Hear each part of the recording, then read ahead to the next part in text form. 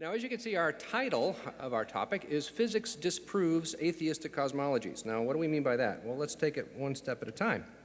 Physics has been called the queen of the sciences. If you think about it, it's really the most fundamental, foundational of the sciences. I mean, every other science, in a sense, is how physics works itself out in a specific area, right? So astronomy is how the laws of physics work themselves out in the heavens. Chemistry is how the laws of physics are worked out in matter. Biology is how the laws of physics are worked out in life, right? And on it goes.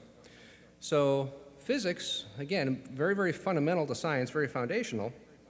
And I'm going to argue that physics disproves any sort of an atheistic cosmology. What do I mean by disproves?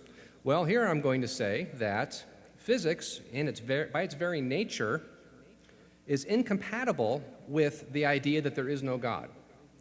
And this is more than just saying that physics supports the idea of an intelligent designer, which it does. But it goes so far with that you're not allowed to escape the God conclusion by invoking, for example, aliens having created us, which is what some atheists try to do.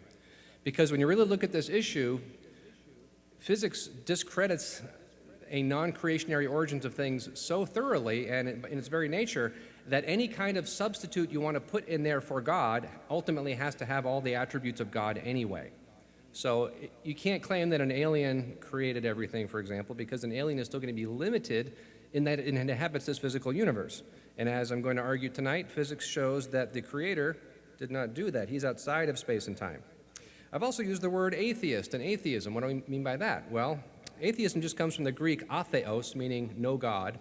So atheism is the idea that there is no God. And atheists, in case you haven't noticed, which I'm sure you all have, are getting more vocal in our society today. And they're making a lot of claims that they didn't used to make before. And I say this as a former atheist myself. I was an atheist till I was almost 30 years old, specifically because of what I thought science had to say about origins. And it wasn't until working as an engineer later in my career, wound up working with a Christian coworker who confronted me on my atheism and my evolutionism, pointed out, among other things, that worldview was incompatible with many things we were doing there in that career, being military space program. And I eventually became a believer as a result of that. And so therefore, this is of great interest to me personally. But my point is, back then, we didn't so much identify as atheists as we did other things. Back then, most atheists would tell you they were secular humanists.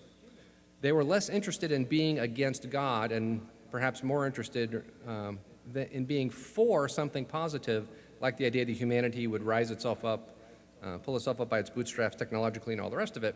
Whereas today you don't hear that from the atheists. Today the atheists are very vocal about it being all about anti-God and not really being about being for much of anything. And Richard Dawkins, for example, as I'm sure you've heard that name, has some presence on the web, of course, and I like showing this because the Richard Dawkins Foundation for Reason and Science. Atheists like to claim that reason and science are on their side, that any reasonable person who could look at the evidence objectively without being blinded by their faith, for example, would certainly reach the conclusion that there is no God, contrary to what we in this room would advocate. Professor Dawkins said, sincere people can be cruelly torn almost in two between the massive evidence of science on the one hand and their understanding of what their holy book tells them on the other. I think this is one of the truly bad things that religion can do to a human mind. So again, you see the contrast here. There's massive evidence of science on the one hand and the holy book, i.e. the Bible, for example, on the other hand, and he's putting them in stark contrast to each other, right? He's saying you can't believe in both. Well, as we'll see tonight, that's not true. But he's not alone in making claims like this, nor is he alone in his militancy about how strongly he pushes this idea. Lawrence Krauss, who's a physicist and cosmologist and also an ardent atheist, wrote this article here, All Scientists Should Be Militant Atheists. And just by the very title, you can see that he believes that science and atheism are compatible. Well, we'll see if that's true. Now, the last part of our title that we haven't discussed yet is the word cosmology. What does cosmology mean? Well, cosmology is literally just the study of the cosmos, the study of the universe that we live in. And you often hear it applied to something like the Big Bang, which, strictly speaking, isn't actually an accurate way to do it. The study of the history of the universe would more correctly be called a cosmogony rather than a cosmology. But since most people in our society make that mistake, I think it's acceptable to do that just to be able to communicate with people. In our time here this evening, though, I'm going beyond just saying that we're disproving an atheistic cosmogony. I'm saying we're actually disproving an atheistic cosmology as well. It's not merely that the atheists have the origin of the universe wrong. They really have no right to expect to be able to study the universe in the first place, if they're going to think and act like atheists. So the most popular atheistic cosmology today is, of course, the Big Bang model. This graphic here is taken from the NASA website, and I'm sure you can find many other similar things. This presentation tonight isn't specifically about the Big Bang model itself. It's actually a broader thing, but we will be touching quite a bit on what the Big Bang has to say, as it is the most popular model today. And I also want to make the point before we launch into this, scientific evidence is very important in the creation evolution discussion, isn't it? I mean, a lot of creation talks, like for example, I'm sure the one next month, will present a lot of evidences against the evolutionary idea of origins. And I'm not disagreeing that evidence is important, but I am saying it's not merely about the evidence. Like for example, we are told that our solar system came from a big cloud of gas and dust that looks something like this. And that gas and dust condensed until it made a bunch of little rocks, which stuck together to become bigger rocks, which stuck together to become bigger rocks still, until eventually you had some asteroids called planetesimals that then stuck together and became planets in one way or the other. What happens when we apply physics to a model like this? I mean, if you see the Cosmos TV program or science media or science magazines or whatever, you'll be told that some variation of that model is where all the planets in our solar system came from. Well, the minor detail with that model is physics says it doesn't work that way, that it can't work that way. What do I mean by that? Well, let's think about some of the basic things in physics, like the laws of physics or the forces of physics. Gravity is something that we're all familiar with, right? Gravity is at play here and actually shows us that this model doesn't work. Why is that? Because you have little rocks flying around in the burgeoning solar system, banging together and supposedly growing into bigger ones. Well, we know from gravity that gravity is very weak, it's a very weak force, until there's a lot of mass in this system to produce a stronger gravitational force. And while these rocks are still small, there's not enough stuff there to produce much in the terms of gravity. However, they are big enough when they're about yay big, give it a meter size, give or take, they are big enough to start having destructive impact on each other when they hit. You know, little pebbles hitting each other, not a big deal. Boulders yay big smashing together at hundreds of thousands of miles an hour, well, that's a much more significant thing. And the solar system specifically cannot have come from this cloud of gas and dust because it can't make planetesimals, because the rocks can't get bigger than about this big. And of course, the planet we live on, among others, is much bigger than that. So, physics would discredit this atheistic origins model then, wouldn't it? And I'm not alone in saying this. Here's a quote from one of my astrophysics textbooks. Once these planetesimals have been formed, further growth of planets may occur through their gravitational accretion, their gathering together, into larger bodies, but just how that takes place is not understood. This author says the formation of planetesimals, the kilometer-sized planetary precursors, is still a puzzling process. And by the way, I'll be quoting atheists tonight for the most part. I'm not quoting creationists here. These are their own words. How the first stage of this process, primary accretion, works is a fundamental unsolved problem of planetary science. So how, if you're a secular astronomer then, wanting to believe that everything formed without a God being involved, how do you get around this problem? Well, the current favored solution is that objects went from rocks this big into rocks 100 kilometers or so across, asteroids, in a single leap.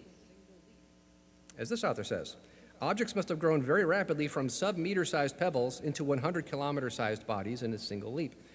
For perspective, we're talking rocks this big turn into rocks the size of Rhode Island without passing through anything in between, any sizes in between. Is this a scientific model? Does physics allow for such a thing? I mean, you don't need to understand physics to understand that there's a big problem here, right? Now, I have a whole presentation on the formation of the solar system that goes planet by planet and actually shows how each one discredits the secular origins model in a different way. That's not our purpose tonight, but I will follow up just a little bit with the same idea that physics presents very fundamental challenges to these secular origins models. For example, we see the gas giant planets in the solar system. This is how they appear in terms of scale to each other. Of course, they're much further away from each other than this, but you can see how the Earth is compared to all of these planets. They're all very large. Well, to build planets this big, you need a lot of stuff, don't you? But again, you don't have the building blocks to make them according to the secular models when you apply physics to them. As this author says, how this process continues from meter-sized boulders to kilometer-scale planetesimals is a major unsolved problem. Boulders are expected to stick together poorly. That's what I just told you about. And then here's a second problem I didn't tell you about. And to spiral into the protostar, that would be the sun that's forming, in a few hundred orbits, owing to a headwind from the slower rotating gas. So let's talk about physics again. If you're swimming in a swimming pool and the water could somehow be replaced with molasses, would that speed you down or slow you up? Slow you down, of course.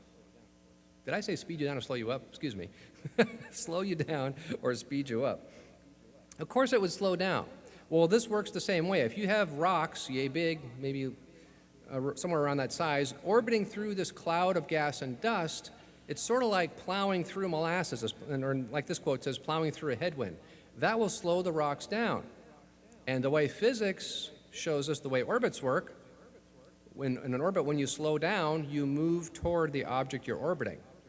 And it's not too difficult in these models to show that these objects would, as the quote says, in just a few hundred orbits, that's just a few hundred years, which astronomically is a very short time, right, would spiral all the way in until they crashed into the sun.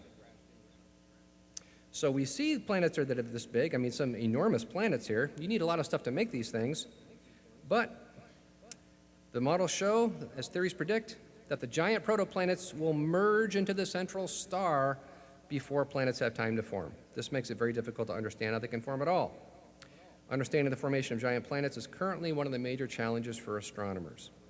Now, I'm offering a perspective here that you're not going to hear from the science media and so on, because those programs and magazines and all the rest of it tell you that it's all figured out, right? Yeah, billions of years ago, this gas did whatever, and then here we are. Isn't that how it's usually presented to us? But when you really dig into these models and how the physics works itself out, this is what you see instead. You see planets, but the planets shouldn't be there because the models say they couldn't have formed. Yet there they are, despite that. Moving onwards, outside of the solar system, we see a lot of stars in the universe, don't we? Well, if you want to have a secular model of origins, you not only have to explain, of course, our solar system, you have to explain the rest of the contents of the cosmos as well. And a really good question is, where do stars come from? Well, I, again, have a separate presentation just on this topic showing that star formation is prevented by some well-understood ideas in physics as well. And I'll just quote a couple secular authors here to make that point. This one says, the process by which an interstellar cloud is concentrated until it's held together gravitationally to become a protostar, a new star, is not known. The origin of stars represents one of the most fundamental unsolved problems of contemporary astrophysics. Nobody really understands how star formation proceeds. It's really remarkable. The universe we see when we look out to its furthest horizons contains 100 billion galaxies. Each of these galaxies contains another 100 billion stars, which is 10 to the 22 stars all told. So write a 1 with 22 zeros after it. That's how many stars we're talking about. The silent embarrassment of modern astrophysics is that we do not know how even a single one of these stars managed to form. And again, I'm not going into detail in this case about why the physics says this, but I hope you understand the point. These authors are admitting that there's some basic challenges that physics poses to these atheistic origins models. The formation of stars is one of the most fundamental problems in astrophysics. No current model can reproduce all the observations. Literally hundreds of ideas on how stars are formed have been advanced in past decades. However, we are still far from any real solution. And of course, if your model can't make stars, and it can't make galaxies either, because galaxies are just collections of billions of stars, plus some dust and a little bit of other stuff, but mostly stars, which is why some secular authors say things like this: the formation of galaxies and larger scale structure remains TMIUPIMA, the most important unsolved problem in modern astrophysics. There's something badly wrong with our standard picture of the origin of galaxies, and on it goes. Again, I have a whole presentation just on this topic alone. A lot of fun, but outside of our scope tonight. For now, let's move on and talk less about astronomy for a little bit and talk about other sciences. I've shown that physics poses some serious challenges, discredits an atheistic origins model for the universe at least. What about other areas of science? Well, Harvard University a few years back put out this video here called The Inner Life of a Cell. And of course, Harvard University is hardly a bastion of creationism, right? This shows some of the things that go on inside of your body when a white blood cell seeks out inflammation to go fight. And I know I've shown this video at a previous presentation. Chris might have as well, so I'm not going to show this whole thing. But just to show how intricate and how well designed all of these things are inside our bodies. Now, we're looking at the insides of just one cell. I mean, the complexity of biochemistry overall is a whole subject in itself. For now, I'd just like to make the point that the sophistication and, dare I say, engineering principles that we see in the structure of the cell are amazing, and the processes as well. The cell actually builds its internal structures as needed from proteins, and it's very frugal in how it does this. It causes structures to be built when needed, and then disassembles them when they're not needed, so the building blocks can be used elsewhere to form other structures of different kinds, and then those structures also can be disassembled and the pieces reused. It's amazing what goes on here. This is a motor protein bringing a vacuole of material up to the outer membrane.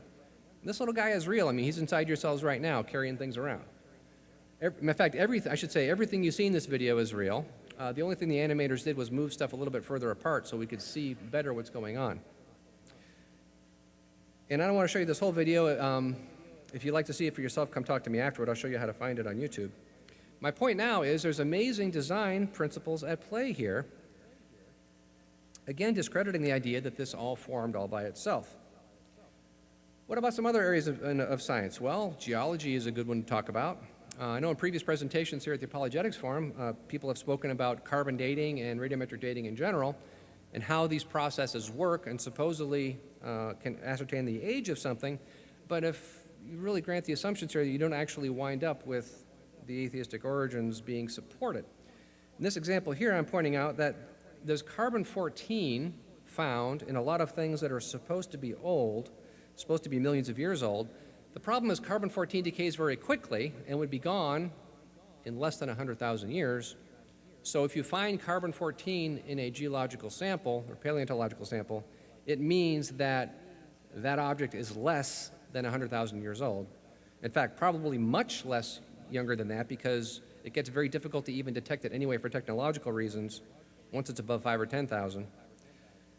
So when we find something that is claimed to be millions of years old, like petrified wood, for example, but you take a sample of it and send it to a carbon-14 laboratory and they'll tell you it has measurable carbon-14 still within it, that tells you that's only thousands of years old, not actually millions.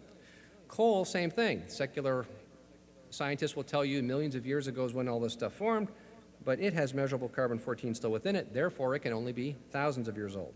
Oil, same thing, not millions, just thousands. Now to this point, secular scientists have said, well, these carbon-14 measurements are just the result of contamination in the samples. Well, that objection went away when carbon-14 was discovered inside of diamonds, which are supposed to be over 1 billion years old, by the way. But diamonds, of course, being as hard as they are, you can't get contamination to come in from the outside. So again, something that's supposed to be very old actually looks very young. We could talk about dinosaurs. In fact, I believe Chris has a talk on that coming up, which I would recommend you all attend if you aren't familiar with this topic. If you are familiar with this topic, you probably know that they've discovered soft tissue in dinosaur bones, like this here. This is from the inside of a tyrannosaur thigh bone, soft, stretchy tissue. Looks like beef jerky almost. Is that 65 million years old? Or is it much younger than that? Within that tissue, we find blood vessels and blood cells. Dinosaur blood we are finding in these fossils. And this isn't a unique thing. Now that such discoveries have been made, other people are looking further. We're finding evidence of bone proteins in fossils that are supposed to be 65 million years old. But bone proteins don't last that long. They're very fragile and would go away very quickly. Here's another scientific paper talking about soft sheets of tissue being found in a triceratops horn. There's evidence of DNA in some dinosaur samples. Well, we know, again, from physics, that DNA, for biochemical reasons, actually breaks down very quickly, even if you freeze it and seal it off from oxygen. In fact, this one study said, even when you freeze it and seal it off, the model says that no intact DNA bonds will remain in DNA after just 6.5 million years. Dinosaurs are supposed to be 65 million years old at a minimum, which is 10 times longer than that, but there's evidence of DNA within them. Again, discrediting the evolutionary models. Then we could talk about genetics if we wanted. There's evidence from genetics supporting biblical creation. And this is a bit off my topic tonight, but come talk to me afterward if you want to hear about that. The reason I'm bringing all this stuff up now, and I know I just threw a lot of stuff at you in a short time, is to make the point that everything I just talked about, the secular scientists are fully aware of. Right? I mean, I quoted a bunch of them in the astronomy section, right? That shows you that this whole thing isn't just about the evidence, is it? It's actually about the worldview. It's about the way that you look at the evidence and the assumptions you bring to the table when you look at that evidence and try to interpret it. So your worldview is kind of like a set of glasses that you put on that you can never take off. We are all familiar with the idea that if you put on glasses, everything looks dark, right? Sunglasses, rather. A worldview is like a pair of sunglasses you can never take off. It always affects how you view the world. And the example I like to give at this one is the old, kind of cliched magic trick where the magician shows you the inside of a hat, that it's empty, and then he pulls out a rabbit from it. Now, do you believe he actually pulled a rabbit out of a hat? Do you believe he made a rabbit out of nothing? And obviously not. I assume everybody would say no. So why do you not believe that he created a rabbit out of nothing? Because your worldview tells you that such a thing is impossible. So think about how powerful your worldview is. You will disbelieve your own eyes. You saw that hat was empty, right? You'll disbelieve your own eyes before you question your worldview. So a lot of times when we're discussing about atheistic origins models, both sides in the discussion, creationists and evolutionists, have the same evidence, don't we? But we reach different conclusions. Why is that? Because we're using different worldviews to interpret it. The creationist sees astronomy and says the heavens declare the glory of God. Look at all these amazing things. The evolutionist says, well, look what gas does when you leave it sit there by itself for billions of years. The creationist sees evidence for design in biology. The atheist and evolutionist see evidence for Darwinian processes. The creationist sees carbon-14 in objects that are claimed to be old. The atheist says, well, I guess those samples are contaminated. The creationist says, look, dinosaur blood can't be thousands of years old. Evolutionist says, well, apparently dinosaur blood can last millions of years after all. Genetics, similar arguments. It seems then that both sides are kind of butting heads, right? That we each have our different worldview, and so we're not going to be able to communicate very well. But that's actually not true because the creationist theist worldview is far superior to the atheist worldview. And that'll be the rest of our presentation here this evening. See, because evidence is important, and I just shared some of that with you, but we're going to talk about something more deeper than just evidence, because when you talk about evidence with someone, it's the conflicting worldview issue, right? You look at it one way, they look at it another way. They're making assumptions that prevent them from acknowledging that what you're saying is true. If you talk about physics with an atheist, though, well, that's something more fundamental than just little pieces of evidence, isn't it? So here's an approach I like to take with this. The Bible says that the fear of the Lord is the beginning of wisdom. Hopefully we're all familiar with that verse. Now, the fool says in his heart that there is no God, right? So if you say there is no God, then that means you don't have the fear of the Lord, which means you have set aside, you have denied the beginning of wisdom, the foundation of wisdom. Therefore, if you start out by denying the foundation of wisdom, if you start out by denying that which is truth, then wherever it is you wind up is going to be falsehood of one variety or another, right? It's going to be, as this verse says, folly, foolishness. So applying that to cosmology specifically, which is our topic this evening, the rest of our presentation, I will be arguing that an atheistic approach to cosmology, when done consistently, which no atheist actually does, but if the atheists were to be consistent, they would wind up requiring, or at least acknowledging, that their model requires violation of some fundamental physics, ultimately a denial that laws of physics are even valid things anyway, and if they really want to be consistent and go all the way with their worldview, they ultimately have to deny that the universe even exists. And that's going on beyond saying they can't explain why it exists. They actively have to deny that it exists if they're going to be consistent atheists, which again, none of them are. So let's talk about the first one of these. An atheistic approach to cosmology violates some fundamental physics. First of all, let me say that the biblical worldview actually affirms physics.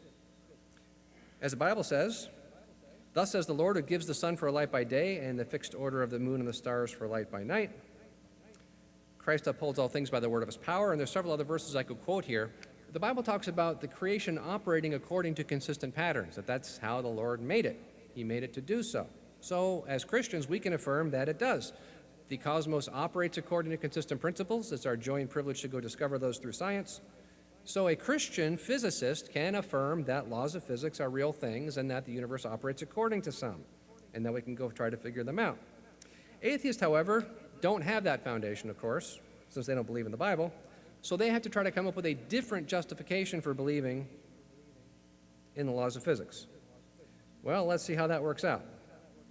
First of all, let's say that the universe exists. Now, later I'll show that atheism says it doesn't anyway, but for now, let's all agree that it does, and ask a question: did this universe have a beginning? Well, there's two possible answers to that, yes and no, right? Let's look at the answer no first. If the universe did not have a beginning, that would mean it is eternal, right? Because that's what no beginning means. If it never began, it's always been there, thus it's eternal, and thus it's existed forever. However, if you think about it, we can show that the universe hasn't existed forever. How do we do that? Well, we do that because a universe that existed forever would violate the second law of thermodynamics, at least the one that we see would. What do I mean by that? Well, if you take a cup of coffee, hot coffee specifically, and leave it on a counter somewhere and don't drink it, what's going to happen to it? Assuming no one else drinks it. The coffee will eventually cool off, right? Why does it do that? Well, because hot things release their energy into the surrounding environment until the room temperature goes up a little bit, the temperature in the cup goes down until they meet, and then everything is the same temperature at that point.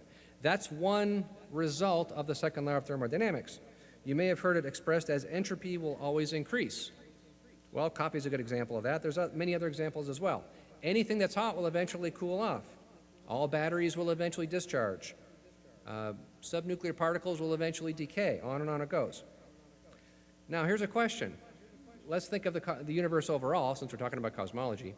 Is there anything in the universe that hasn't cooled off yet? Stars, right?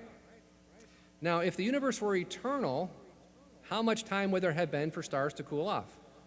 In eternity, forever, right?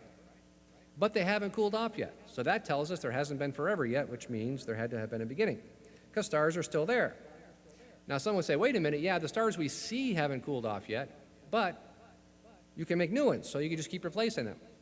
Well, that idea has problems too, as I talk about in my star presentation. For now, let's agree that stars can form, though.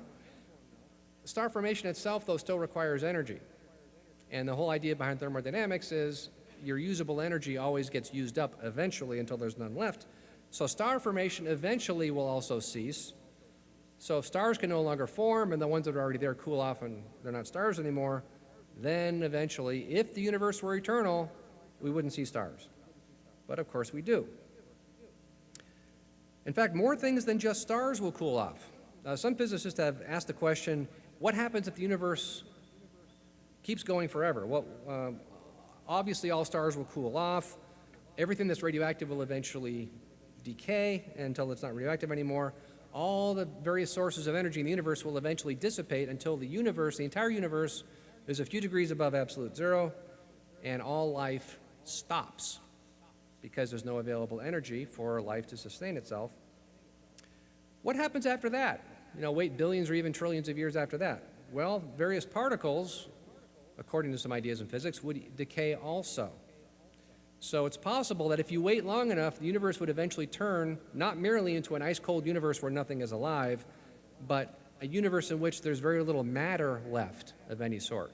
Just a bunch of radiation. Big cosmos full of radiation would be it. Pretty cheerful fate awaits atheists, right? Of course, we know the Lord's coming back, and that's not going to happen. My point for now is, though, if the universe were eternally old, we would see some scenario like that have happened. Since we have not seen it happen, since there's still energy in the universe for us to use and observe, that means the universe had a beginning. And by the way, a lot of Christians endorse the Big Bang model because they think we need the Big Bang to explain the beginning of the universe, and that's concordant with Genesis, right? Or so they say. Well, we don't actually need the Big Bang model to prove the universe had a beginning. All you need to do is go out at night and look up at the sky. Do you see stars? Or would you see stars if you didn't live in Seattle? If so, that tells you the universe had a beginning. We don't need the Big Bang model for that. So the idea that the universe did not have a beginning doesn't work because of some basic physics. That means the other option has to be true, which is that the universe did have a beginning. Now, as Christians, this, of course, doesn't surprise us because the Bible says that in the beginning, God created the heavens and the earth. And indeed, this idea is fairly non-controversial so far. Most atheists, most secular astronomers would agree that the universe did have a beginning. Of course, they wouldn't say God did it. So let's say the universe began. Okay, what existed, though, before the universe began? Well, again, you have two choices. There was something or there was nothing. If there was something before the universe began, then you really haven't answered the question then, have you? Where did the something come from? Did it have a beginning, and was there something before it? And you keep asking that question until you either have to say it's eternal all the way back, which we just saw doesn't work, or at one point there had to be nothing. I'm getting ahead of myself here. If you agree, okay, I'll explain these slides briefly. Sometimes people say, yes, there was something before the universe. They'll try to invoke a multiverse with infinite universes, or maybe brain universes, where brain stands for membrane. Our universe is just one of an infinite number of these brains that are all colliding in space, and each collision represents a new bang, blah, blah, blah. You see, though, this isn't actually answering the question, was there something before our universe? Has it always been there? This is saying that there was something, but again, did this something have a beginning? Ultimately, if you keep saying no, you're endorsing an eternal universe, which doesn't work, as we just saw. Therefore, an atheist ultimately has to say that at one point or another, there was nothing, that the universe had to come from nothing. Well, sometimes when atheists say this, you get to ask a few questions. What do they mean by nothing? Was it really actually nothing? Either it was or it wasn't. Some atheists will say the universe came from nothing, but then you press them on the point and they'll say, well, it was really a quantum field. That's where the universe came from. Well, a quantum field isn't actually nothing, is it? Well, they'll say the universe came from empty space. There was a fluctuation in empty space and up popped the Big Bang. Well, that doesn't work either because according to physics, empty space is actually something. As this secular cosmologist said, a more fundamental problem is that this scenario, this universe from empty space idea, does not really explain the origin of the universe. A quantum fluctuation of the vacuum of empty space assumes that there was a vacuum of some pre-existing space. And we now know that vacuum is very different from nothing. Vacuum or empty space has energy and tension, according to relativity. It can bend and warp, so it is unquestionably something. And as another very prominent cosmologist said, from the point of view of general relativity, empty space is unambiguously something. According to general relativity, space is not a passive background, but instead a flexible medium that can bend, twist, and flex. A proposal that the universe was created from empty space seems no more fundamental than a proposal that the universe was spawned by a piece of rubber.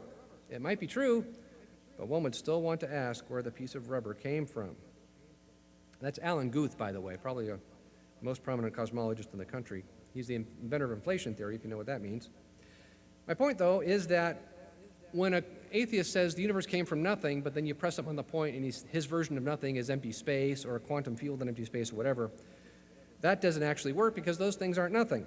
Now, lately, the new excuse is quantum gravity is what the universe came from. Stephen Hawking has even said the laws of gravity and quantum theory allow universes to appear spontaneously from nothing. Lawrence Krauss, prominent atheist, has even said a quantum theory of gravity allows for the creation of space itself, where none existed before. So this is a very popular explanation. It's quite trendy now, but the thing is, if someone tells you this, if an atheist tries to give you this as a reason, press them on this point too, because it turns out physicists don't actually have a good theory of quantum gravity. Quantum theory of gravity does not exist in physics. They've been looking for one for a long time, but it's not there. Even Dr. Krauss itself, the person who wrote this best-selling book and says that a quantum theory of gravity explains the whole shebang, the ultimate mystery of our origins, admitted in an interview, I also don't have a quantum theory of gravity. So I can't tell you for certain how space comes into existence. So all the atheist stories about empty space and quantum fields and quantum theory of gravity, all the rest of it, are very hollow. Physics does not have justification for a universe coming from nothing. So we see then that that idea of coming from nothing that's not really nothing doesn't work, so therefore it had to come from actual nothing. But what would that imply? Well, that would imply that the universe ultimately had to create itself. Because if you're going to deny that there was anything there, that there was truly nothing, and then suddenly there was a universe, well, there was a creative event there, wasn't there? There was no universe, and then there was a universe, so the universe got created in a sense. And since there was nothing else outside the universe, nothing that existed before the universe, that means the universe had to create itself. But that doesn't work either, because self-creation is ultimately an absurd idea, right? Something can't create itself, can it? Because in order for a something to do anything, the something has to first exist, right? So self-creation would mean that something has to exist before it existed, which is nonsense. Now, sometimes if you talk about this to an atheist, he'll say, well, no. You're trying to tell me God did it. Well, God didn't have a cause. So I can just say the universe didn't have a cause, and that's no worse than what you're saying. Right, Mr. Christian? Well, no, it's not the same thing at all, because I'm saying God exists outside of space and time. He's transcendent to the universe. Therefore, it's not a problem for him to have created the universe. Whereas the atheist wants the universe to create itself, which, again, is nonsense. Also, the idea violates physics anyway. Let's talk about that for a minute. If you ever take a physics class, probably one of the first things you'll be taught is an idea called the conservation of matter and energy. The total amount of stuff and energy in the universe never changes. In fact, you may have heard the equation E equals mc squared. That shows us there's a relationship between matter and energy. E in the equation represents energy, m represents mass, and then c is the speed of light, a very large number. So that tells us that a little bit of mass, a little bit of stuff, represents a very large amount of energy. And we can convert the two back and forth. We can convert matter into energy and energy into matter. The most efficient way we know how to turn matter into energy is a nuclear explosion, because a little bit of stuff turns into a lot of energy. We can go the other way too. We can take a lot of energy and make a little bit of stuff. And we do that in particle accelerators. You get little chunks of matter whizzing around at close to the speed of light, smash them together, more material comes out of those collisions than went in. But you're not making matter out of nothing. What you're doing is converting its energy of motion, its kinetic energy, into physical material. So the idea then, there's a fixed amount of energy and matter in the universe. We can convert back and forth, but when you convert to one, you lose some of the other. The total combined amount in the universe never changes. You can never make either one out of nothing. We see this every day in our lives. Why is it that you have to eat food every day? Regardless of how difficult that process might sometimes be. Because your body needs energy, can't make it from nothing, so it has to get it from the chemical energy that's stored in the food, which requires you to actually get it in your mouth, but that's a separate story. Why do you get an electric bill every month?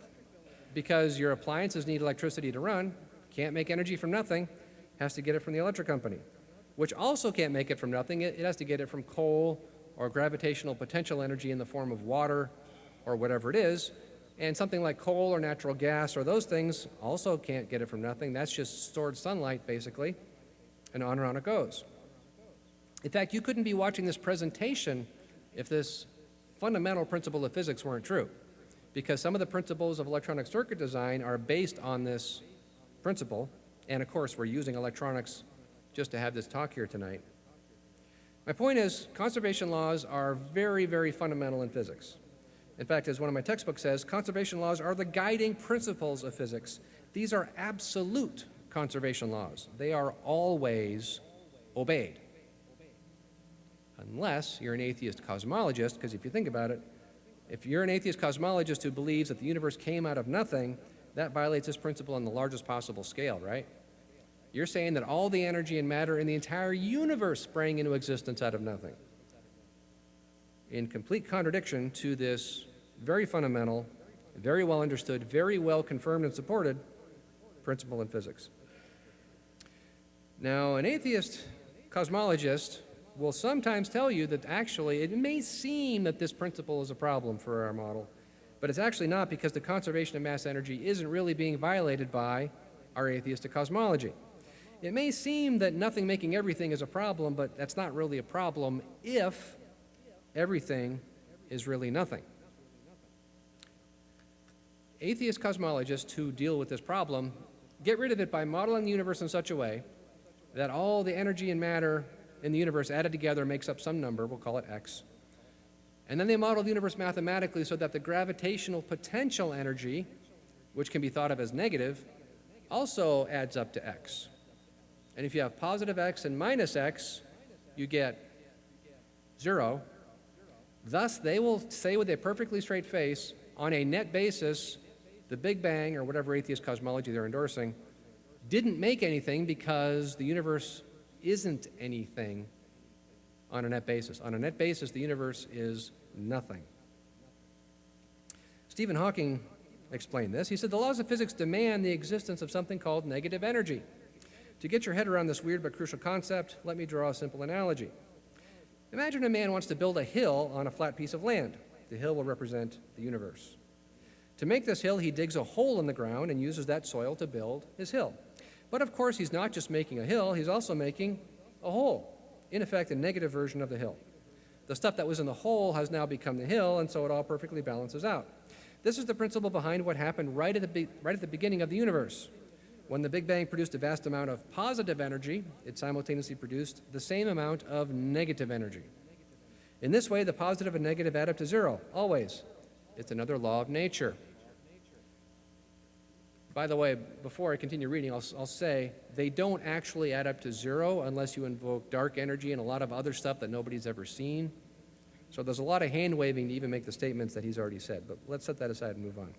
So what does that mean? It means that if the universe adds up to nothing, then you don't need a God to create it. You see his motive here, don't you? The universe is the ultimate free lunch. So you understand what he's saying. He's saying, okay, there's flat ground, a man digs a hole, well, he makes a hole and a hill. It's kind of the same. Positive hill, negative hole, cancels each other out. Universe works the same way. Who can see the problem in his analogy? Did the hole dig itself? Did the ground spontaneously split into a hill and hole? Or did you need somebody outside of the system who expended energy in order to make the system do that, right? Professor Hawking is completely ignoring that part of his analogy, isn't he? I was giving a talk at a college one time, and a student said, someone had to make the lunch, which I thought was a good way of summing it up. If that example is a little too abstract for you, here's a more practical one. I once worked on a circuit, which is a very common design in loudspeaker systems, by the way, where one part of the circuit had to produce power to another part of the circuit, and it did so in the form of 2 wires, one of which had plus 40 volts on it, and one of which had minus 40 volts on it. And if minus volts sound weird, don't worry, you can do that. So the whole purpose of the circuit was to make plus 40 volts, minus 40 volts on these 2 wires. Now, I could have argued, had I been thinking about this issue then, that on a net basis, my circuit produced 0 volts. It didn't actually do anything, right? Same logic as what Professor Hawking used, right? Yet somehow, when I pulled the plug out of the wall, the thing stopped working, and the voltages went away. My point is that the universe does not spontaneously diverge into precisely offsetting positive and negative energies unless there's an external agent of some kind that will do that, and an external source of energy to be consumed while making it do that. And of course, an atheist cosmologist who's trying to explain the self-creation of the universe has neither of those to appeal to. Therefore, his model doesn't work. So we saw then that the idea that the universe came from something doesn't work, because ultimately you're back to the eternal universe again if you take that to its logical conclusion. We said that it had to come from nothing, but then that would mean that it was self-creation, which violates physics, and that doesn't work either. So I hope I made the point by now that an atheistic approach to cosmology requires a violation of some very fundamental physics. Moving onward from there, if you're going to be a consistent atheist and come up with a cosmology, ultimately you wind up doing something worse than just violating the laws of physics. Ultimately, your view is going to deny that laws of physics are even a valid thing to have. Now, before I explain that, I'll mention Christians don't have this problem because the biblical worldview actually affirms laws of physics. The book of Genesis says that while the earth remains, seed time and harvest, cold and heat, summer and winter, day and night shall not cease.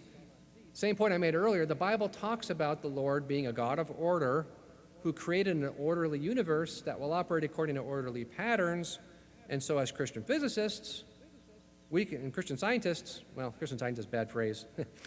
As Christians who are scientists, we can expect the universe to be orderly and go look for the patterns and find them. The atheist, however, not having this option, runs into a couple of problems. First, he ultimately, if he's a consistent atheist, which none of them are, winds up having to deny any reason for physics to be true in the first place, and then has to deny the laws of physics themselves. So let's talk about each one of those. According to an atheistic worldview, denying a creator, was there a cause for the universe? Well, let's see. Einstein's relativity is our best understanding of physics on a large scale. That tells us that space and time are intertwined. You may have heard the word space-time. That's what that means. So any atheistic cosmology that tries to have the universe come out of nothing has to have space-time coming out of nothing, which means, of course, there was no space-time before the universe popped into existence, which means, specifically, there was no time before this universe created itself. As Dr. Krauss said, if space spontaneously popped into existence, then so did time. Namely, time and space are both classical concepts that may have a limited domain of validity, and so the question of what was before the Big Bang may simply be a bad question because there was no before. Time didn't exist. So again, no time existed before the universe supposedly created itself. Well, that means there was no time for a cause before the universe, was there? Because a cause has to come before its effect, and if there was no before the universe, there was no time, if there was no then back then the universe could not have had a cause for its self-creation, right? Because there was no time in which a cause could have happened. And secular scientists will admit this. As this author said, our universe may have resulted from a random quantum fluctuation. Well, we already saw how that doesn't work, but moving on. And this raises the remarkable possibility that the birth of our universe may have had no explicit cause. Remember, quantum fluctuations are profoundly random, so the normal backwards chain of cause and effect may get broken by the quantum fluctuation that triggered inflation, and I'm skipping some detail here. Key part, maybe there was no ultimate cause for the universe. It just happened. Universe just happened. As this cosmologist famously said, the universe is just one of those things that happens from time to time. Well, if the universe just happened, if there was no cause for it, if the universe was founded in randomness and chaos, well, there's a couple things we can realize from that. Number one, you've just denied all scientific inquiry in one fell swoop. Think about it. Every scientific discovery that's ever been made happened when someone said, something just happened that I didn't expect, and I need to go figure out why. Now, if everybody had this attitude about science, which is what an atheist ultimately should, is science going to progress or die? If Newton was sitting beneath his metaphorical tree there and saw the apple fall and said, just happened, then what further discoveries would he have made? That's not, of course, not what actually happened. What actually happened was he said, why did that fall? And then that got him thinking, and he formulated his laws of motion and so on. When people first noticed, milkmaids who get cowpox never get smallpox.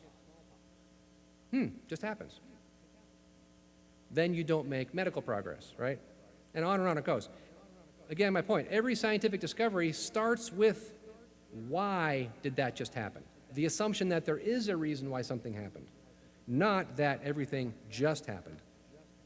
So first of all, this attitude is anti-science anyway. Second of all, when you apply it to the whole universe like this, it means the whole universe was born for no reason.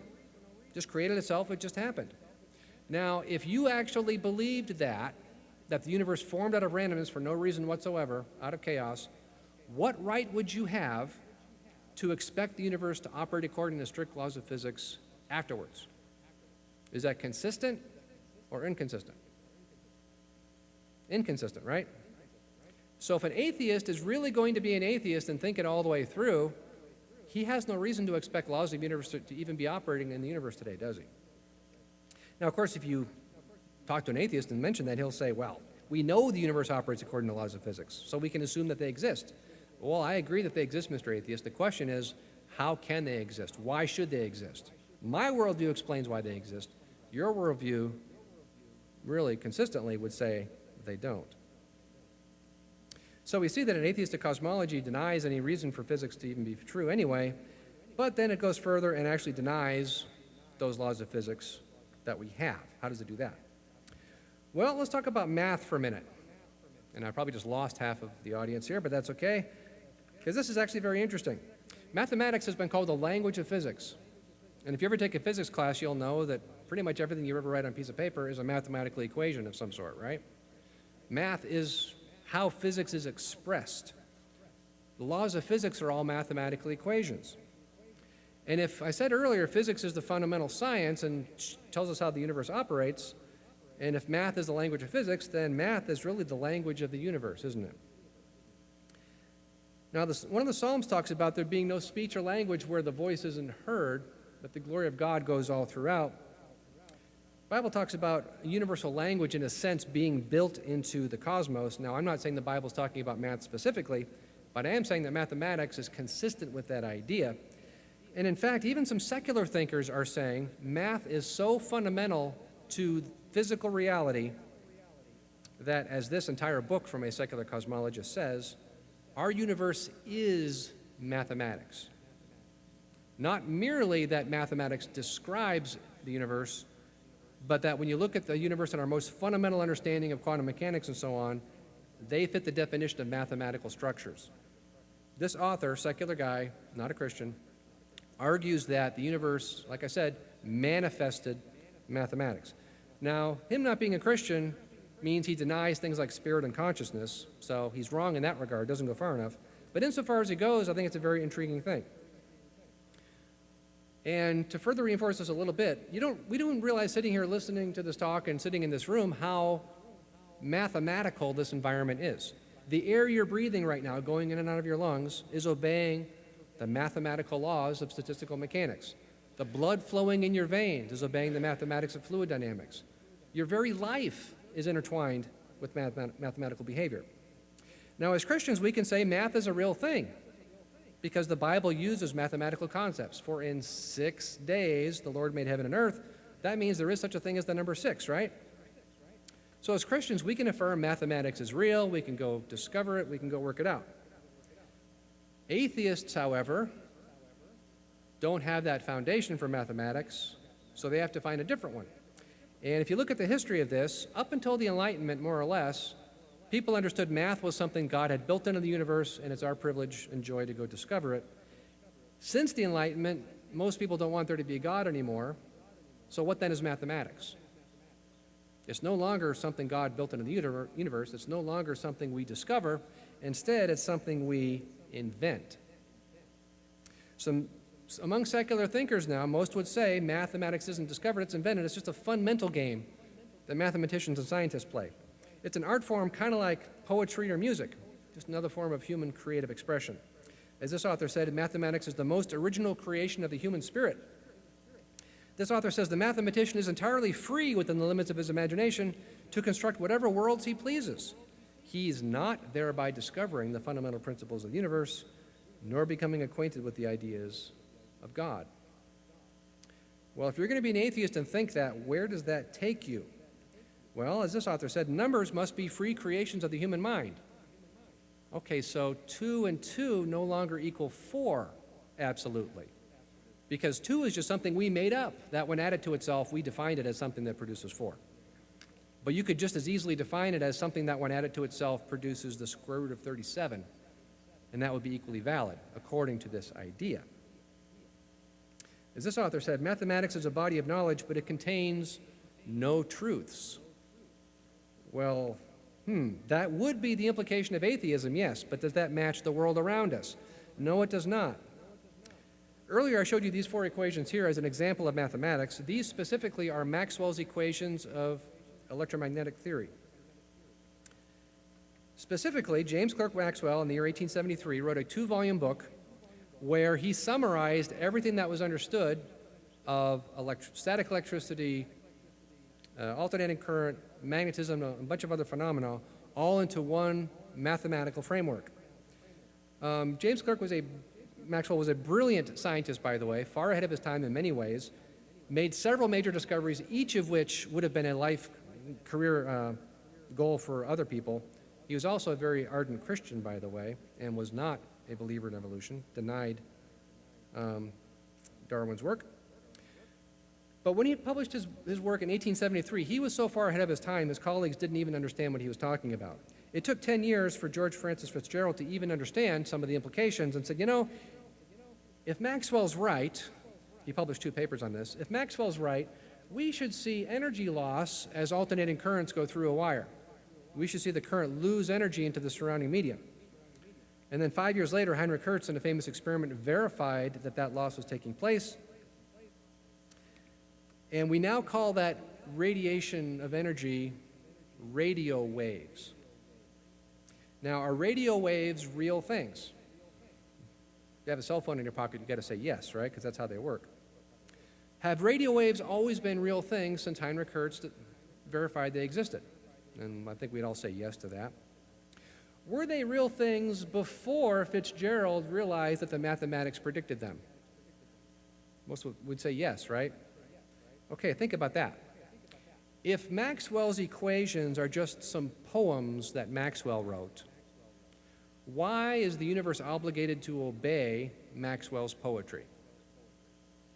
Does that make sense? Let's ask a further question. Were radio waves real things before Maxwell wrote the mathematics that was later realized to have those implications? And we'd all say, yes, radio waves have always been real things. Okay, now if you're an atheist, you not only have to believe that the universe is obligated to obey human poetry, but that it can see into the future to know what poems humans are going to write so that it could therefore obey them.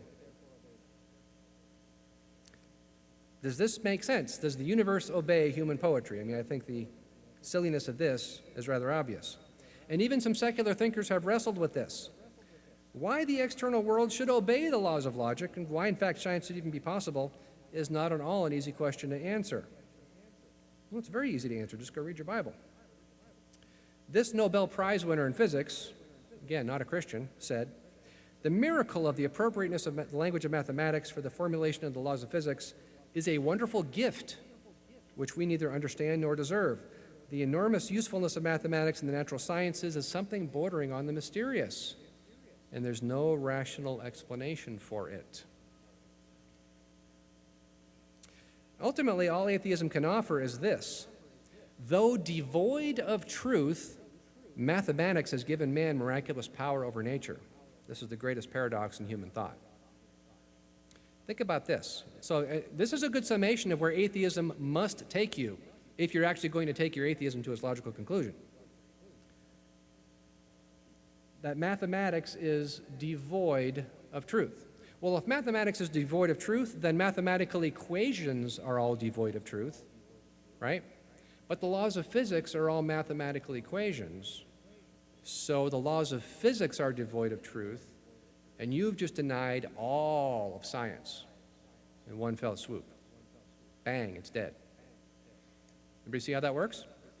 If you're going to be an atheist and really be an atheist and take it to all the way to where it goes, you're going to wind up denying that laws of physics even exist, that they're just devoid of truth. An atheist would object, though, well, we know mathematics works and that it helps us comprehend the universe. Well, Mr. Atheist, I know it works. That's because the Bible's true. That's because there is a creator who created mathematics and built it into the universe, and that's why we can discover it. And I'll skip forward a little bit. Bible says, thy word is truth. Scientists who proceed on that assumption have accomplished great things. Many people have noticed in history and asked the question, why is it that Europe colonized so much of the world? Well, they colonized so much of the world because they were technologically more advanced at that time than most of the rest of the world. Well, why was that the case? Why did the Europeans ultimately get so far ahead of so many other cultures? It's not that Europeans are inherently more intelligent. It's not a genetic thing. I mean, we're all people. Yet somehow Europeans wound up ahead in the technological game. In fact, a lot of other civilizations had a big advantage over Europe time-wise. The Chinese invented gunpowder, paper, movable type, the compass, a whole bunch of other things before anybody in Europe had thought of such things. India had the wealth and stability of society necessary to foster scientific enterprise, and they also invented zero in mathematics, which is a huge boost in our understanding of math. Islam made some advances in mathematics, yet science was stillborn all those other places and only really took off in Europe. Why is that? Because those scientists believed in the Bible. Now, not all of them were necessarily full-on Christians as we would define it theologically necessarily. A few of them had some odd ideas. I mean, there were some deists in there and some other things. But they all had a Christian, a biblical worldview. So they could affirm that the universe had mathematics built into it, that there were such things as laws of physics, that man was capable of perceiving them, because the heavens declare the glory of God, right? That means we can perceive God's glory within it, and all the other necessary things that make science possible. As Johannes Kepler said, we see how God, like a human architect, approached the founding of the world according to order and rule and measured everything in such a manner. Johannes Kepler discovered the laws of orbital mechanics, by the way. He discovered the mathematics of how orbits work, which is in the foundation for Isaac Newton to discover physics. Did Kepler do that because he was such an ardent atheist and denied the existence of God and therefore had all the massive evidence of science on his side? No, not at all. He said, let my name perish if only the name of God the Father is thereby elevated. So we see then, not only does atheistic cosmology, if you're going to be a consistent atheist, deny any reason for physics to be true, you also wind up denying the laws of physics themselves. They're just devoid of truth, right?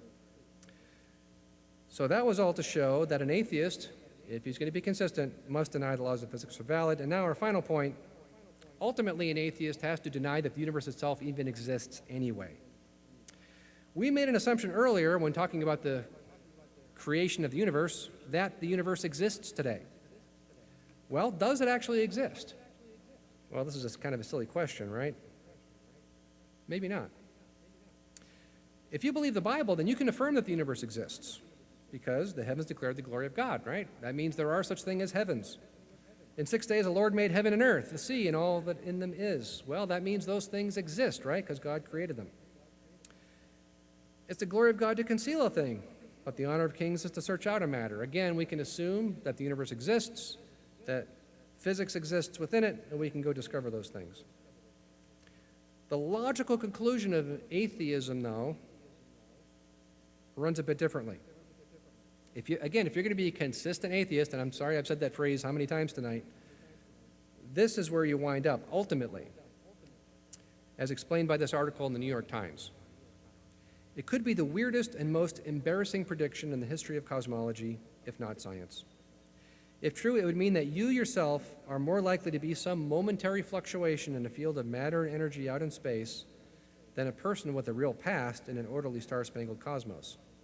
Your memories and the world that you think you see around you are illusions.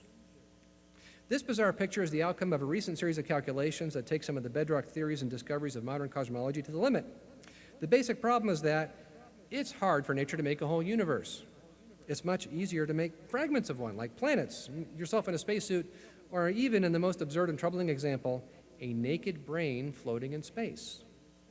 Nature tends to do what's easiest from the standpoint of energy and probability, and so these fragments, in particular the brains, would appear far more frequently than real full-fledged universes, or than us, or they might be us.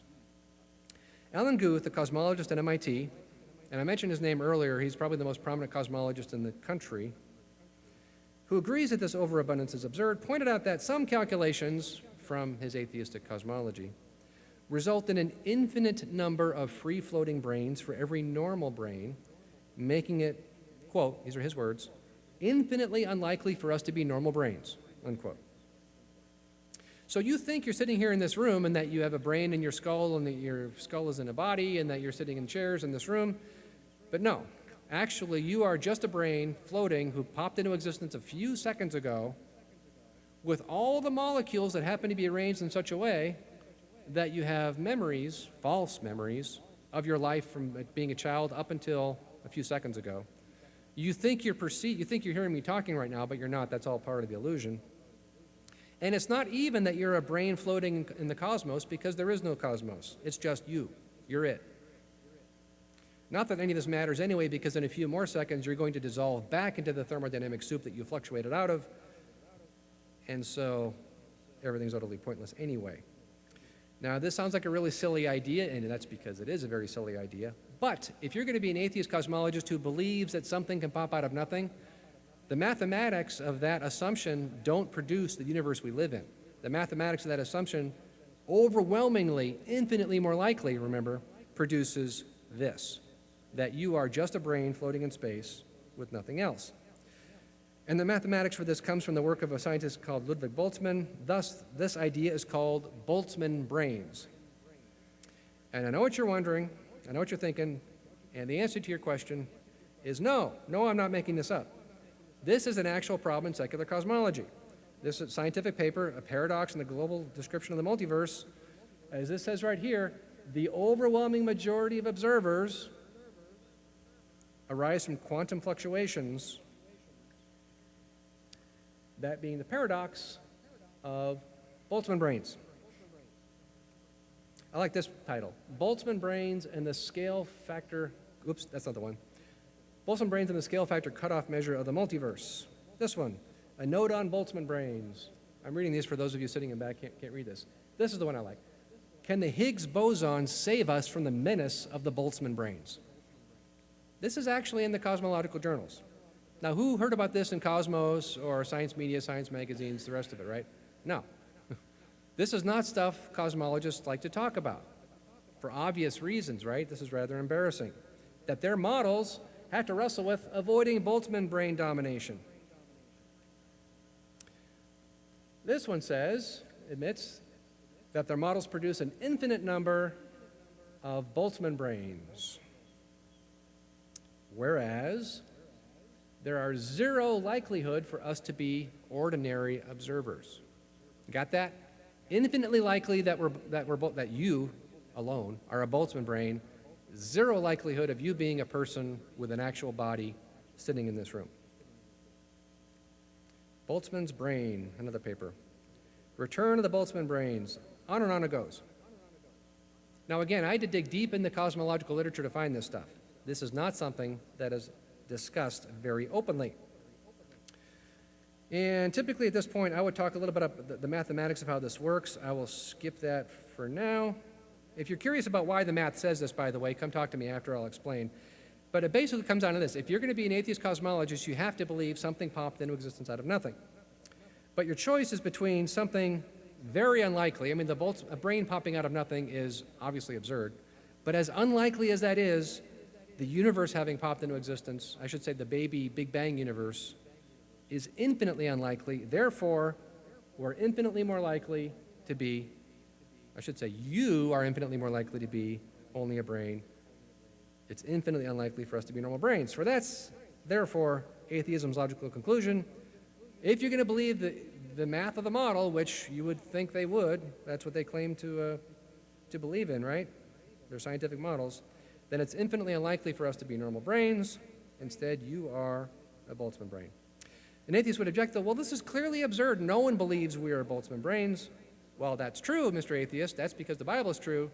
If your model is true, then it's infinitely unlikely for us to be normal brains, which means it's infinitely unlikely that the universe exists then, right? Because if you're only a brain with no universe, then atheism ultimately says it's infinitely unlikely that that universe exists. So when an atheist tries to use science, reason, logic, mathematics against the Christian worldview, he may think he has a great weapon, but that's only because he's being an inconsistent atheist and not a consistent one. Were he consistent, he would think through the implications of his model and realize that science are not a weapon for him. Science and math and such are not weapons that he can use against the Bible, and instead, the only weapons he has access to is this one. So ultimately, as we said, an atheistic approach to cosmology denies that the universe exists, which was the third of our three items there. So returning to atheism, who says all scientists should be militant atheists, well, he's ignoring the fact that this is atheism's logical conclusion. As this non-Christian physicist said, people take it for granted that the physical world is both ordered and intelligible. The underlying order in nature, the laws of physics, are simply accepted as given, as brute facts. Nobody asks where they came from. At least they do not do so in polite company. But even the most atheistic scientist has to accept as an act of faith that the universe isn't absurd, that there's a rational basis to physical existence manifested as law-like order in nature that's at least partly comprehensible to us.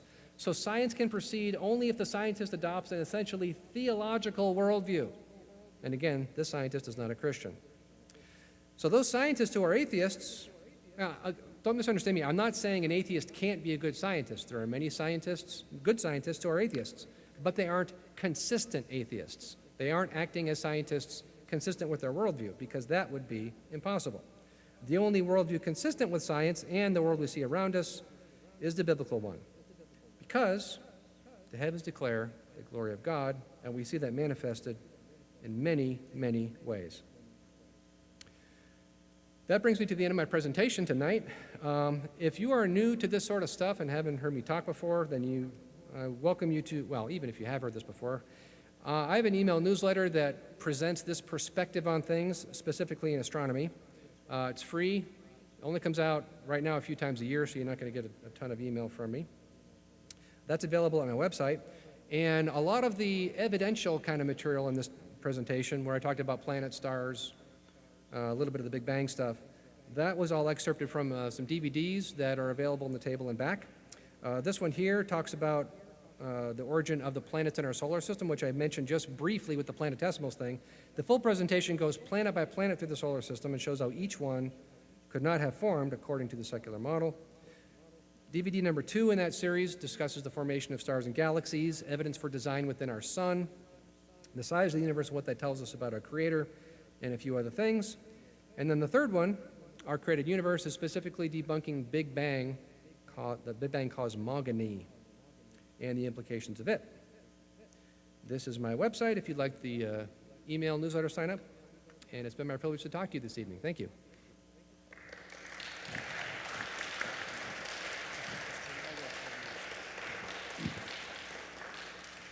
All right, awesome. We're going to take up a brief offering. If I can get our ushers down here as they're approaching. Make checks out to Cedar Park if you would. All the money is earmarked to fund this specific program and pay our speaker honorariums. Let me remind everyone as we're getting ready to take our offering that Thomas Kendall will be here next month. There's some flyers that look like this on the table in the back. Feel free to stop by and pick some up to post those someplace or share some of those. Let me just send up the offering with a word of prayer. Father, we thank you so much for the program this evening and for Spike. And again, we ask you to bless him and his ministry. And Father, we just lift up Cedar Park to you and ask for your blessings on this church and the many ministries that it's involved in, Father. Cedar Park Christian Schools, that you would let it be known throughout the region and that you would bring many more kids, people who need to receive an education from the biblical worldview, Father. This church is very, very involved in these things, and we just ask that you bless Cedar Park and all of its many ministries, its staff and its leadership, Father, and the monies that are brought in this evening, Father. We specifically ask that you bless these funds and allow them to be used to spread the news of your creation to the world and the knowledge of your Son, Jesus Christ. Father, we just send this offering up to you. In Christ's name, amen. So I know we started a little bit late, and I want to specifically apologize for that. It was all my fault. So I rarely ever take responsibility for my own fault. But Spike has spoken for us a couple times before when we were meeting at 7 o'clock. And when we shifted to Wednesday night, we shifted to 6:30, and I apparently never communicated that with him. So he shows up here expecting a 7 o'clock program, and we had to rush him into place to speak at 6:30, putting all of our tech guys all in a rush as well too. And I know that if you have kids that you need to pick up, there's some people, but I thought the webcast is going to run, I think, still till 8:15. If you have to leave, that's fine. But I think there might be some that would love an opportunity to ask Spike a couple of questions, so I want to give that opportunity, if you will. So does anyone have a question they would like to ask? Okay. We want to keep it kind of brief because we are going a little bit over on our time, but we can take a couple of questions, and then I'll close this down. Well, there's the Big Bang timeline. How old is the universe and the Earth, in your opinion? 13 billion? According to which clock would be my answer. Your clock. And the answer would require an The explanation. Christian clock. No, I'm talking about a physical clock. I'm not differentiating theological clocks. Einstein's relativity says time will flow differently at different places in the universe depending on how mass is distributed. And if the early universe had a center of mass and was sufficiently dense and then was pulled out into a larger volume, which the Bible would imply where it talks about God stretching out the heavens, then you would have time flowing at different rates at the center of the mass versus the outer part of it. Now, the Big Bang cosmology doesn't have any kind of time difference because it denies that there was a center of mass at the beginning. That's a philosophical assumption, though, it's not an observation, it's an assumption. If we discard that assumption and say maybe the universe did have a center of mass, what would that have looked like? Then you can wind up with a universe where 6,000 years could have flowed according to a clock on Earth, whereas millions or billions of years could have flowed at a clock far removed from the Earth, and there are both valid measurements done in that local frame of reference. So an observer at different locations of the universe would have a different answer to the question of how much time had passed since the beginning, depending on where he was relative to the center of mass. And I just condensed a long explanation into a couple of sentences, so I'm not sure if that made sense to anybody. But that would be the answer to the question. I don't necessarily believe there's an absolute answer that would apply to the entire universe because of that implication of general relativity. Yes, it seems to me that the atheist, what is his answer to, we believe that God created all that there is, including us, but it seems like a question of intelligence.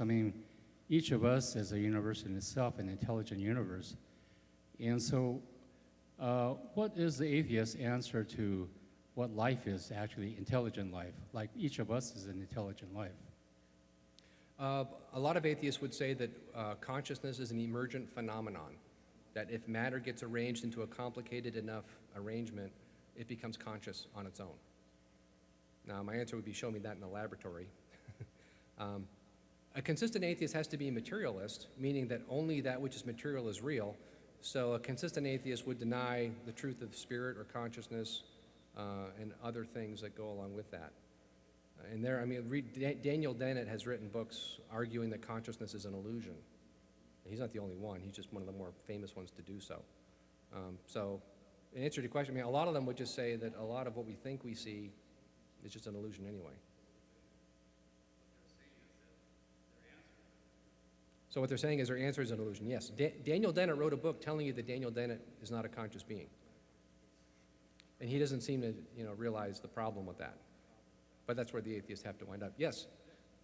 So with the whole Boltzmann brains thing, is that one brain popping out into nothing and then disappearing in a second, or multiple brains popping out into nothing at the same time, and that's all of us here? How does that... Well, it would say that in an infinite eternal cosmos, there's ultimately going to be an infinite number of them happening, but each one, on its own is such an unlikely event. You're very unlikely to have more than one at any given moment. So we wouldn't in this room all be simultaneous Boltzmann brains. You would be the only one, and this whole room is your own personal illusion. Now, a gajillion years from now, another one might pop into existence, and its universe might be completely different. I mean, he might think he's Captain Kirk or Mr. Spock, or whatever. Just make something up. So it doesn't deny that you could have more than one at a time, but even one of those is so unlikely you're not likely to have more than one at a time. But the issue isn't so much how many Boltzmann brains are there. The issue is there's infinitely more likely for a Boltzmann brain or brains to exist than for a universe to have popped into existence the way the Big Bang model specifically requires. I should have said atheistic cosmologies in general have a Boltzmann brain problem. They would just say it's mathematically overwhelming that Boltzmann brain is the truth. Big Bang specifically as an atheist cosmology makes that worse and goes from mathematically overwhelming to infinitely more likely. So the atheistic cosmology on its own doesn't say infinitely, it just says overwhelming. The idea that there's an actual universe is absurd. But the Big Bang kind of seals the deal and says no, infinite number of Boltzmann brains per ordinary universe, thus zero likelihood of ordinary, infinitely more likely Boltzmann. That's probably more detailed than you wanted, but okay. Yes? What finally convinced you that Christianity was true? A bunch of things. I didn't want it to be true, and so I was looking for a way out, and so I was going through every science I could think of. And I became a creationist first, and then a Christian afterward. And I often mention that when I talk because people often say, Christians are creationists because you have to be, because you believe in the Bible, and so the Bible requires you to put the blinders on and not see the evidence. Well, no, I was persuaded by evidence first. Now, the evidence isn't sufficient to make you a Christian, if you think about it, because just because you believe there's a creator doesn't tell you which one it was. So in addition to science, it also, I was greatly persuaded by evidence of the historicity of the Bible, that the transmission of the text, that we have accurate copies of what was originally written, that what it says is true, that there was a man 2,000 years ago in Judea who predicted his own death and resurrection and then did it 3 days later. All these are the things. If you look at if you ask the question how we know what we know, and as applied to different areas, if you're going to deny that the resurrection happened, you have to deny that we can know anything about ancient history, because it's overwhelmingly the most well-documented event in ancient history. So, I'm an optimist. I like to believe we can know things about the past, and so I had to admit, yes, the resurrection's true.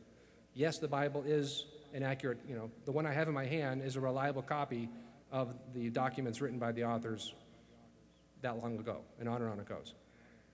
So I can't answer your question specifically because there's a whole bunch of things. A bunch of different areas of science, and also archaeology, history, and all the rest of it. Yes? What do you think is a good explanation for the COBE satellite, the background radiation it measured? Well, the COBE, okay. There's radiation coming to the Earth from all points in space. That's what the question was about. The Big Bang actually predicted that there would be such radiation found, and when it was found, that was considered to be a great success for the Big Bang model and really brought it to prominence in secular circles and made it the dominant cosmology. The radiation, well, there's two questions. First of all, is it local or cosmic is one question. If it is cosmic, what is it? There have been some who questioned the cosmic nature of it and said it's a local effect only, and the argument is that if it were actually cosmic, we would see shadows cast by galaxies that are in between us and it, and we don't see those shadows. I haven't followed those arguments specifically, so I can't take a position on that one way or the other. I'm just mentioning that there are some who take that route. I'm willing to say it's cosmic, but that doesn't mean it came from a Big Bang. The shape of the curve and all the rest of it fits very well with it being an emission curve of some sort. There are several creationist ideas, because there's more than one proposed creationist cosmology. They account for the CMB in different ways. Some would say that there's matter out there actually radiating it. Others would attribute it to something else. So I could talk to you in more detail about it afterward if you like. Yeah, Spike Without will getting be into around for detail a now. few more minutes if you want to stay and talk to him a little bit more. Oh, we're done. I'm gonna have you close us out in a word of prayer. Yes. In just a second. So stop by and sign up for the email list if you haven't already. Again, Spike's got 3 DVDs that are on the table in the very back, which are widely regarded as some of the very best astronomy, creation astronomy DVDs that are available, if not the best. So really, really excellent works that he has done back there. Check the book tables. There's still coffee and some snacks in the back if you didn't know that already. So stop by there on your way back by. So would you close us in a word of prayer? Yes. Heavenly Father, we thank you, Lord, for the freedom to gather in your name as we have done tonight. Help us, Father, to not take this freedom for granted as our country is going through uncertain times, Lord, and certainly does not seem to be turning toward you in any discernible way. Help all of us, Father, as individuals and as a community of believers, Father, worship you more, love you more, Lord, and see your glory better in all that we do, all that you have done around us, Lord, and most especially, Father, help us to understand the atoning work you've done through your Son and the great sacrifice that was made for us, Lord, beyond that which we can even understand. Just help us, Lord, to use this information and everything else you bring into our lives, Father. Just use it to draw us closer to yourself. In the name of your Son we pray. Amen.